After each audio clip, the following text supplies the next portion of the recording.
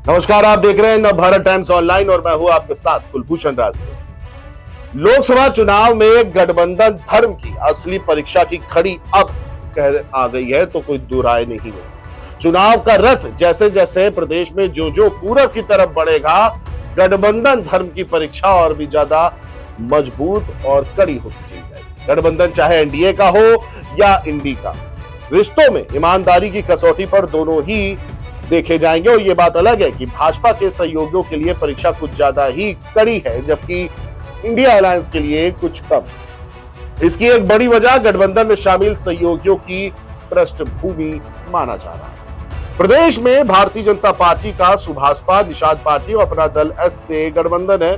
सुभाषपा नेता ओम प्रकाश राजभर पूर्वांचल में बहराइच से बलिया और गोंडा से गाजीपुर तक फैली राजभर बिरादरी के प्रतिनिधित्व के तौर पर दावा करते हैं। दूसरी ओर इसी तरह निषाद पार्टी है। उसके अध्यक्ष संजय निषाद कानपुर, कन्नौज से लेकर गोरखपुर, गाजीपुर तक निषाद बिरादरी और अनपुरिया पटेल बरेली और बुंदेलखंड से लेकर के मिर्जापुर तक फैली प्रदेश की लगभग 54% पिछड़ी आबादी के प्रतिनिधित्व का दावा करते हैं। इनमें सचान, वर्मा, कटियार और कुर्मी नामों से चर्चित तकरीबन 9% हिस्सेदारी रखने वाली बिरादरियां शामिल हैं। भाजपा ने गठबंधन धर्म का निर्वहन करते हुए ओम प्रकाश राजभर को हाल ही में विधान परिषद की एक सीट देने के साथ ही उनको घोसी लोकसभा सीट भी दी है। इस पर उन्होंने अपने बेटे अरविंद राजभर को उतारा है। वहीं संजय निषाद को न केवल कैबिनेट मंत्री बनाया गया है, बल्कि उनके एक बेटे को 2019 में सांसद बनाया और इस चुनाव में भी संत कबीरनगर सीट से मैदान में भी उतारा है, जबकि दूसरे बेटे को विधायक बना रखा है। और इसी तरह अपना दल सोनेलाल की नेता अनप्रिया पटेल को केंद्र में, तो उनके पति आशीष सिंह पटेल को प्रदेश में कैबिनेट मंत्री का दर्जा दिया है।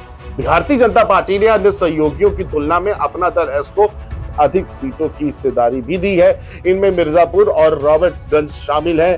फ्लैशबैक में जाएं तो अनप्रिया अपनी दोनों सीटें जीतने के साथ ही पूर्वांचल, बुंदेलखंड और रुहेलखंड की कई सीटों पर भाजपा को फायदा पहुंचाती भी रही, और यही वजह है कि उनको ज्यादा तवज्जो दी जा रही है। ऐसे में जाहिर सी बात है कि इंडी गठबंधन और सपा के पीडीए यानी पिछड़ा, दलित और अल्पसंख्यक को देखते हुए इस बार भाजपा भी इसी कोशिश में है कि अगले चरणों में राजभर, कुर्मी और निषादों के साथ ही उनकी उपजातियों का वोट 2019 के मुकाबले 2024 में ज्यादा मिले। अब बात इंडी गठबंधन की कर ले तो उनके लिए भी ऐसी ही परीक्षा है। भले ही इस गठबंधन में सपा और कांग्रेस दो ही दल शामिल है, लेकिन पृष्ठभूमि के लिहाज से इंडी गठबंधन और एनडीए के राजनीतिक गणित में बड़ा अंतर देखने को मिलेगा। पर इन सब के बावजूद एक दूसरे को पूरी ईमानदारी से अपने मतों को ट्रांसफर कराने की सबसे बड़ी परीक्षा है। जाहिर बात है कि समाजवादी पार्टी को जहां रायबरेली और अमेठी पर विशेष ध्यान देते हुए कांग्रेस के उम्मीदवार वाली सीटों पर पिछड़ा और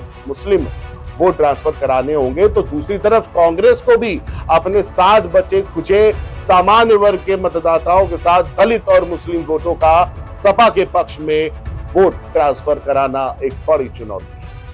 तो जिस प्रकार से बात अगर उत्तर प्रदेश की हम लोग कर रहे हैं, तो गठबंधन चाहे वो एनडीए हो चाहे वो इंडिया हो, दोनों को ईमानदारी के तहत देखना ये होगा कि कितने प्रतिशत वोट, कितने प्रतिशत ट्रांसफर होते हैं, कौन सी जातियों के वोट ट्रांसफर होते हैं, और साथ ही साथ 2019 के मुकाबले 2024 में सबसे ज्यादा वोट कौन ले जाता है। फिलहाल अभी के लिए इतना ही। देश दुनिया की तमाम बड़ी खबरों के लिए देखते रहिए नवभारत टाइम्स। नमस्कार।